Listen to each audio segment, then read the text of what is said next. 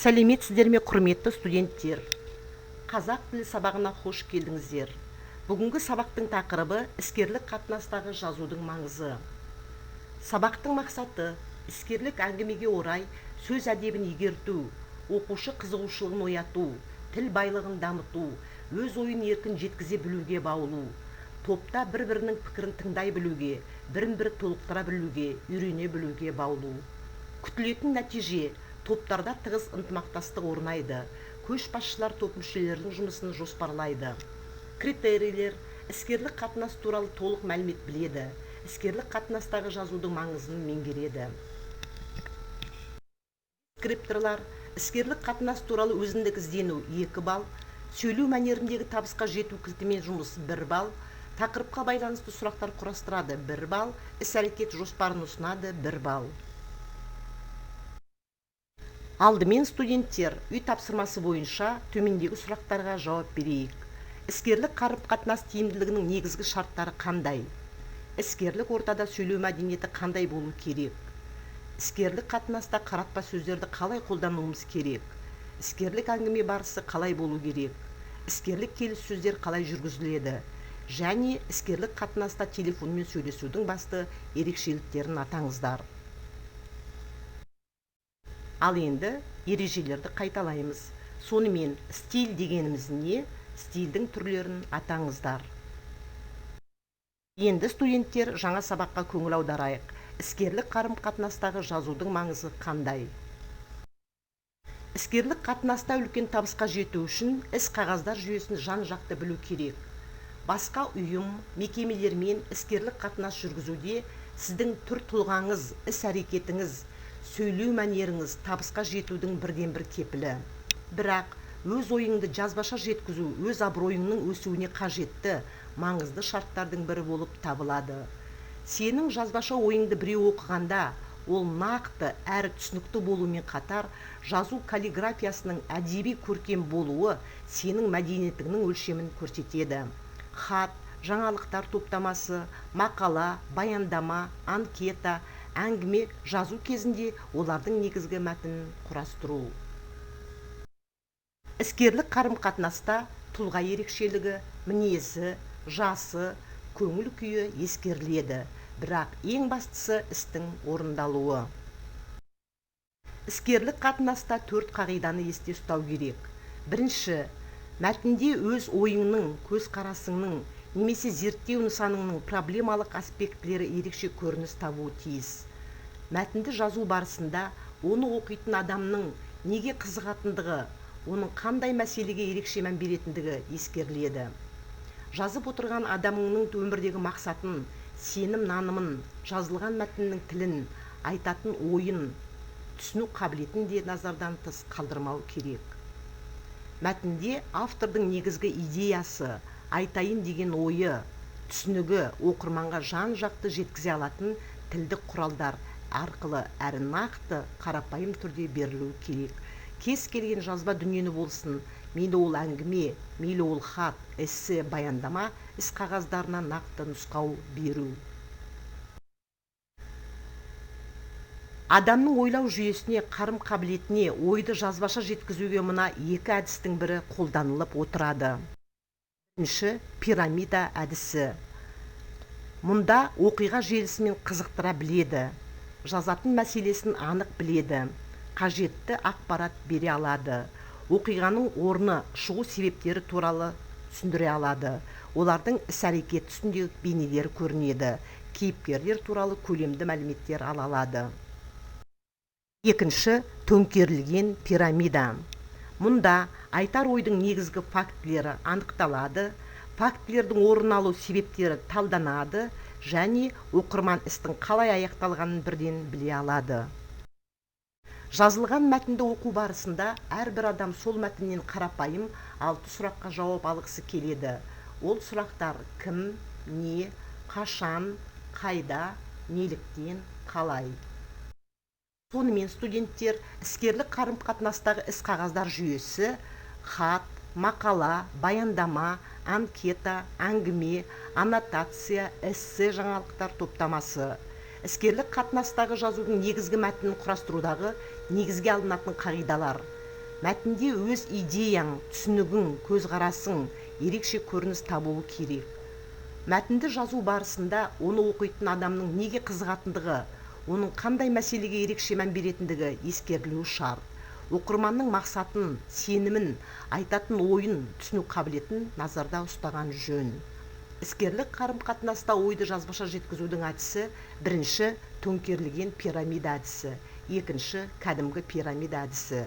Мәтін құрамын айқындайтын сұрақтар: кім, не, қашан, қайда, неліктен, қалай. Енді студенттер топтық жұмысқа кезек берейік. Бірінші тапсырма: сабақ тақырыбымен ұштастыра отырып топтарыңызға ат қойыңыздар. Осы атты таңдау себептеріңізді дәйектеңіздер. Сонымен бірге тақырып таңдайсыздар. Сол тақырып бойынша жоба қорғау керек. Топ мүшелерін таныстырасыздар. Мақсаты студенттердің ассоциациялық қабілеттерін шыңдау. Екінші тапсырма: іскерлік қатынастағы жазудың маңызы дегенді қалай түсінесіздер? Осы ұғымды ашатындай ереже, анықтама айтыңыздар. Келесі сөз мерген. Берілген мақал-мәтелдердің жалғасын табу. Ұтқан топқа бал қосылады. Мақалдың жалғасын табу. Берілген сөз тіркесінен мақал-мәтелдер құрастыру. Ал енді студенттер шығармашылық жұмыс, топтық жұмыс. Жақсы сөздерді пайдалана отырып диалог құрастыру. Бірінші топқа сабаққа кешігіп қалған оқушы мен мұғалім арасындағы әңгімеден үзінді. Екінші топ емханаға келген науқас пен дәрігер арасындағы диалог.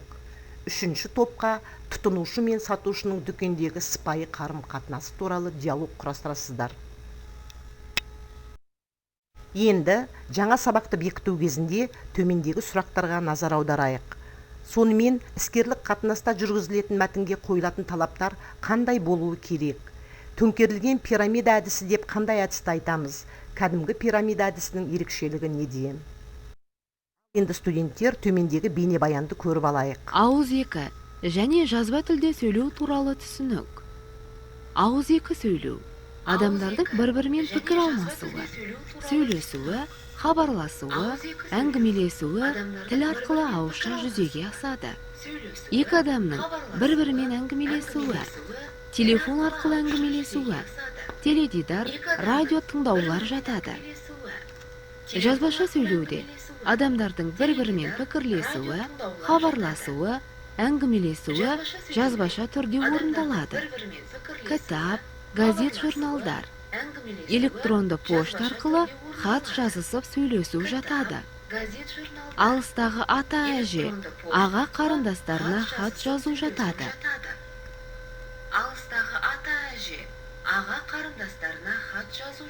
Сөйлеу ерекшеліктері: дауыс күші, сазы, ауызекі сөйлеудің мәнерлеуші құралдары. Ауызекі сөйлеу арқылы өз ойымызды білдіре аламыз. Әр нәрсені сипаттап айта аламыз. Алыста кетіп бара жатқан адамды айғайлап шақыра аламыз. Сонымен қатар, үй жануарларын да осы сөйлеу арқылы бағындырамыз. Тіпті әсем-әнді де жүректі тербетіп айта аламыз. Ауызекі сөйлеуге қатысатын мәнерлеуші құралдары: өкпе, тамақ көмейі, тіл және тіс, жақ бұлшықеттері. Осы аталғандар сөйлеудің мәнерлеуші құралдары.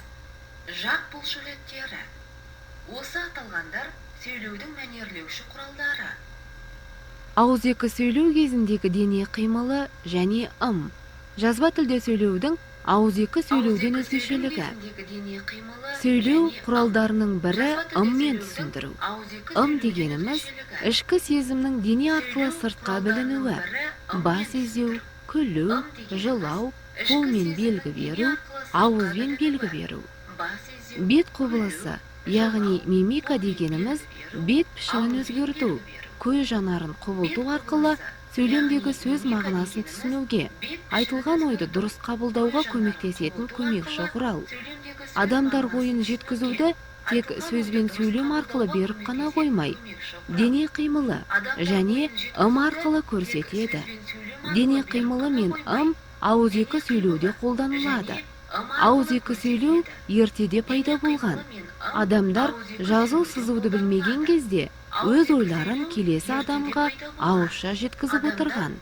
Сондықтан халық аузындағы аңыз, әңгімелер, ертегілер, жұмбақтар, жаңылтпаштар, мақал-мәтелдер, халық әндері, батырлар жыры, тағы да басқалары бізге ауызекі сөйлеу арқылы жеткен.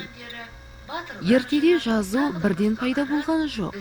Адамдар өздерінің айтқысы келген ойын тасқа сурет салу арқылы білдіріп қалдырған. Оларды суретті жазулар деп атайды. Мұндай суреттер үңгірлер мен тастарда әлі күнге дейін сақталған. Осындай құнды ескерткіш Орхон Енисей жазбалары қазір елордамыз Астананың мұражайына әкеліп қойылды. Оларды суретті жазу деп атаймыз. Сөйтіп, бірте-бірте жазу пайда болды. Жазуды халқымыз қамыс пен жарғақ тергеде жазды.